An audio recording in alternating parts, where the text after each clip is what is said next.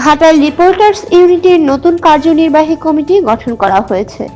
কমিটিটিতে দৈনিক ঢাকা প্রতিদিন পত্রিকার উপজেলা প্রতিনিধি মোহাম্মদ নাজমুল ইসলাম সভাপতি ও দৈনিক আমার বার্তা পত্রিকার উপজেলা প্রতিনিধি রাফসান সাইদ সন্ধি সাধারণ সম্পাদক নির্বাচিত হয়েছেন। শুক্রবার বিকেলে ঘাটাইল প্রেস ক্লাবে বার্ষিক সাধারণ সভা শেষে সকলের সর্বসম্মতিক্রমে 11 সদস্য বিশিষ্ট উক্ত কমিটি গঠন করা হয়।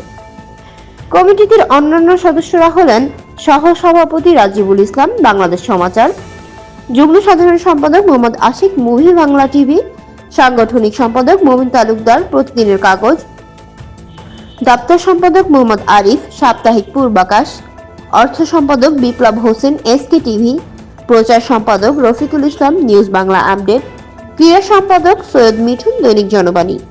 কার্যকরী সদস্য হিসেবে নির্বাচিত হয়েছেন আলকামা শিকদার, দেশচিত্র, এবং আসলাম হোসেন ওলি, সংবাদ দিগন্ত। ঘাটাইল রিপোর্টার্স ইউনিটির নতুন কমিটি গঠন: সভাপতি নাজমুল, সম্পাদক সন্ধি।